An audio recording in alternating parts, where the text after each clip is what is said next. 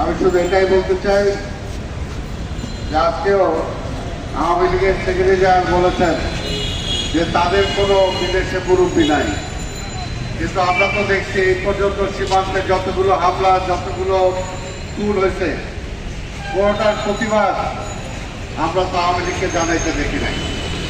আমরা একটাই বলতে চাই, এই দেশটা আমরা যুদ্ধ করে স্বাধীন করেছি।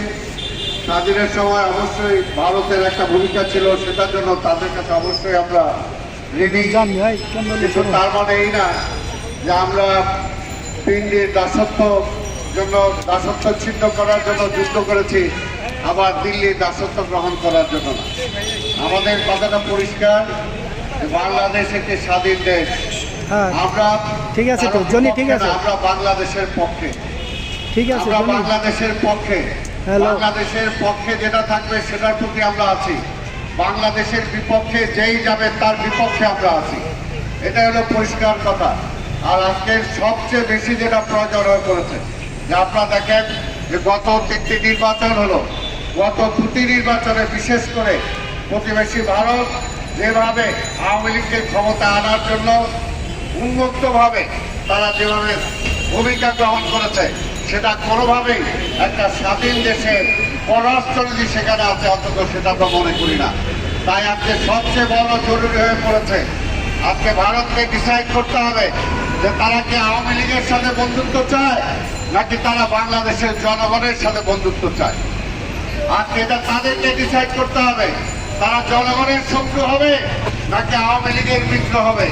কারণ এই দেশের মানুষ তার দলের, তারা চায় যে তার ভোটের অধিকারটা তারা ফিরে পেতে চায়, ভোট দিয়ে তারা সরকারের তাদের প্রতিনিধি পাঠাতে চায়।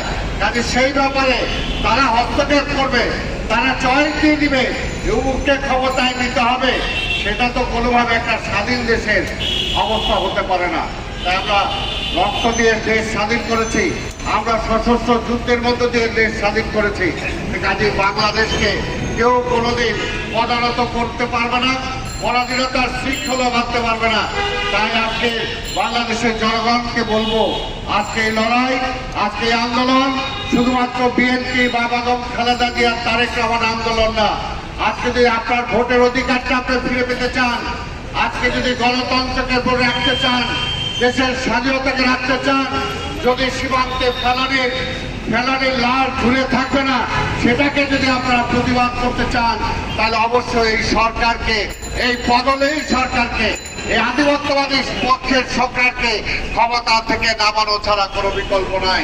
তাই আমরাও বলবো, আওয়ামী লীগও যদি একটা জনগণের কথা বুঝতে পারে, জনগণের পাল যদি তারা বুঝতে পারে, বলবো যে স্বৈরাচারের পথে আপনারা যাবেন না। এখনো সময় আছে, অনতিবিলম্বে পদত্যাগ করে একটি তত্ত্বাবধায়ক সরকার অধীনে নির্বাচন দেন, তারপরে দেখেন এই দেশের জনগণ কাকে চায়, তারাই দেশকে অর্জন করবে। তাই আজকে পরিষ্কার কথা, আমি বেশি কথা বাড়াবো না। আজকে নির্বাচনের নামে প্রহসন চলছে, উপজেলা নির্বাচন। আপনারা দেখেছেন এই দেশের মানুষ সেই নির্বাচনে অংশগ্রহণ করছে না। আজকে শেখ হাসিনা বা উবায়দুল কাদের এখনো কিভাবে বলে যে জনগণ তাদের পক্ষে আছে, যে জায়গায় জনগণ তাদেরকে বয়কট করেছে। আজকে উপজেলা নির্বাচনও 5 to 7% বেশি লোক আজকে যাচ্ছে না, আর বাকিটা তারা কারচুপির মাধ্যমে ভোট দিচ্ছে। কাজে সেখানে তো নির্বাচন হচ্ছে না, এই দেশের জনগণ বয়কট করেছে। আমরা বলতে চাই, দেশে অরাজকতা ঠেলে দিয়েন না। আপনি দেশে একটা রায়ট লাগাতে চান, দেশে দুর্ভিক্ষ লাগিয়ে আমাদের মধ্যে হানাহানি করতে চান এবং অন্য দেশকে সেখানে ব্যবহার করতে চান। বিশ্ব রাজনীতি আজকে মোড়লদের মধ্যে বাংলাদেশকে একদিকে ঠেলে দিয়ে আজকে সেখানে বাংলাদেশকে ক্ষতিগ্রস্ত করতে চান। সেই পথ থেকে দূরে সরে আসুন। তাহলে এই দেশের জনগণ অতীতেও যেমনি ভাবে মুক্তির জন্য লড়াই করেছে, আজকেও যদি আপনি সরকার পরিবর্তনের সকল গণতান্ত্রিক পথ বন্ধ করে দেন, ভোটের মাধ্যমে যদি সরকার পরিবর্তনের পথ বন্ধ করে দেন, তখন এই দেশের জনগণ সবাই মিলে রাজপথে নেমে এসে আপনাকে উৎখাত করা ছাড়া কোনো বিকল্প থাকবে না। তাই ভাইরা আমার, আজকে মুসলিম লীগ সহ সকল রাজনৈতিক দল, সকল পেশার মানুষকে বলবো, আসুন ঐক্যবদ্ধভাবে আমরা এই দেশের মানুষের মুক্তির জন্য গণতন্ত্রের মুক্তির জন্য, ভোটের অধিকারের জন্য, বেঁচে থাকার জন্য যেভাবে দেশ যাচ্ছে, যেভাবে অর্থনীতি যাচ্ছে, আজকে ব্যাংকগুলো শেষ করে দিয়েছে। ব্যাংকগুলোর টাকা কোথায় গেল সেই তালিকা তারা প্রকাশ করে না। আপনাদের যদি সাহস থাকে, আজকে সকল ব্যাংক যাতে দেউলিয়া হয়ে যাচ্ছে, তারা আজকে ঋণ খেলাপি, তারা আজকে ঋণের টাকা দিয়ে দিচ্ছেন না, সেই তালিকাটা প্রকাশ করেন, তাদেরকে ধরেন।